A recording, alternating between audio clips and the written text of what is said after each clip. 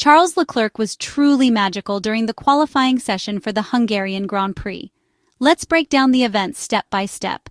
Ferrari showed a rather competitive car in the third practice session, certainly the fastest among all the teams behind the McLaren team. However, during the first two segments of the qualifying session, the Maranello team struggled significantly and faced considerable challenges.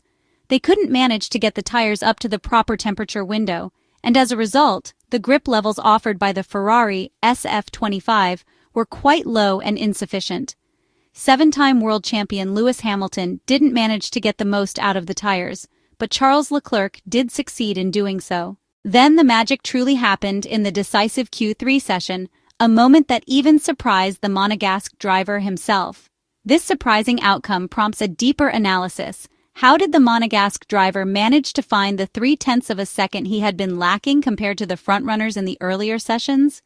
To uncover the answer, we dive into a detailed examination of the telemetry data from the qualifying session at the Hungaroring. An impressive Charles Leclerc made all the difference in the world. Track conditions changed considerably and quite noticeably in the final part of the qualifying session. The two McLaren cars, driven by Lando Norris and Oscar Piastri, failed to maintain their spectacular performance levels. In sharp contrast, car number 16 suddenly came alive and started to perform at a much higher level, thanks to the remarkable driving of the Monegasque driver. The first and primary goal of his lap was to avoid any mistakes that could compromise the effort.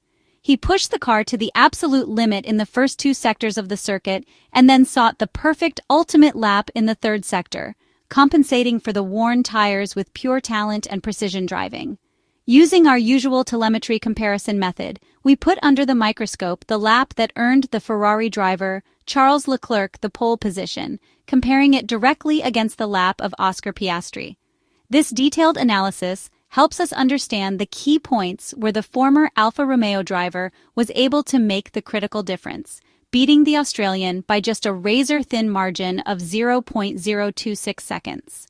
This outstanding performance was by no means a coincidence or accident.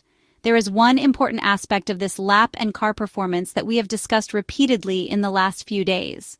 The Hungaroring is a very technical circuit where every corner entry, every well-managed steering rotation, and every precise placement of the car counts for significant lap time gains. The track demands exceptional consistency and absolute control, especially in those constant radius corners where the car remains under lateral load for a prolonged period of time. It is exactly in these specific corners, such as turns 1, 2, 5, and 14, that you immediately see which drivers can build up lap time. The same is true for those who struggle to keep the car stable and predictable under these conditions.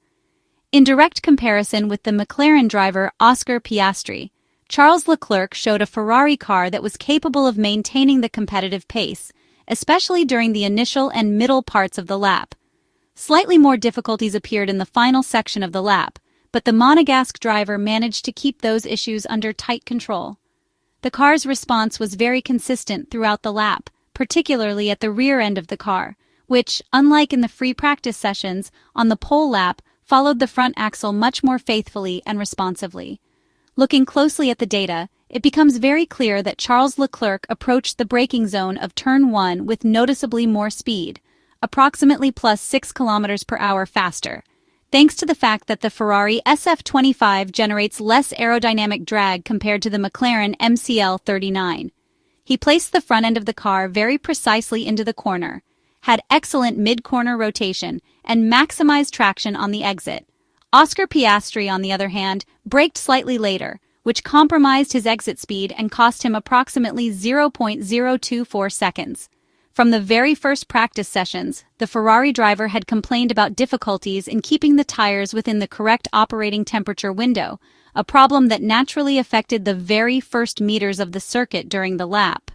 In Q3, Ferrari chose the correct timing for the push lap, which allowed Charles Leclerc to manage the outlap more calmly and within the parameters that had been studied overnight during simulator analysis. In the first sector, in fact, he gained 59 thousandths of a second over the Australian driver Oscar Piastri. A positive aspect for the Ferrari SF25 emerged at the chicane between turns 6 and 7. Here, the work done by the Ferrari engineers between Free Practice 1 and Free Practice 2 paid clear dividends. Charles Leclerc was able to optimize the braking and turn-in phase, improve trail braking technique, and maintained a firmer front end during the sudden change of direction. He gained an advantage of plus 5 km per hour at mid-corner and got back on the throttle a few meters earlier than Oscar Piastri. The second sector, which is dominated by a sequence of quick and frequent direction changes, demands a car that is both agile and responsive at the front, but also capable of absorbing lateral stress without unsettling or destabilizing the rear end of the car. In this section, the Ferrari SF25 speed curve consistently stayed higher than that of the McLaren MCL39. The Maranello team's driver Charles Leclerc always managed to carry more speed through every single direction change. The only weak point during the lap was a slight understeer that Charles Leclerc had to manage actively with the brake, whereas Oscar Piastri modulated only the throttle pedal. However, this did not cost the Ferrari driver any significant time. On the contrary, he gained about 1.5 tenths of a second in this sector. In the final part of the lap, the time gap shrank somewhat. At turn 13, Charles Leclerc experienced some rear instability, with the rear of the car slipping at a crucial moment when maximum grip and adhesion were needed to finalize the car's rotation.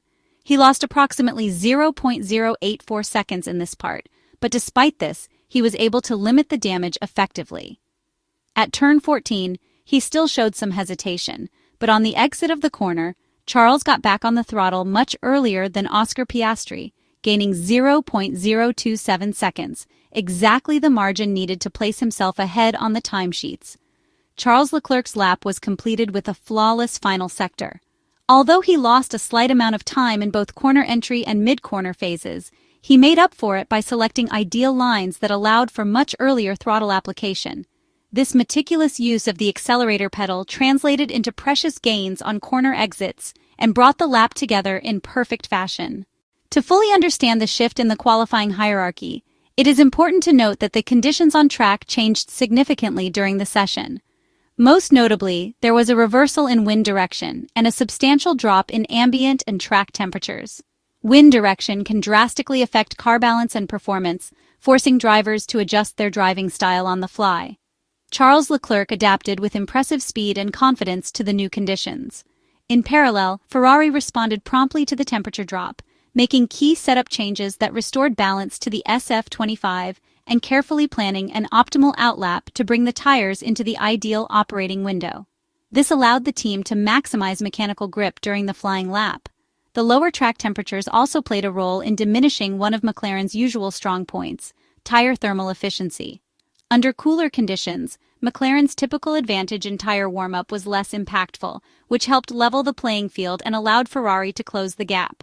Overall, this analysis confirms a Ferrari car with great potential, which, if fully extracted and exploited, can also pose a serious challenge to the very strong McLaren team. Tomorrow's race will be difficult, but today, Charles Leclerc can enjoy and celebrate the excellent work done by himself and the Ferrari team.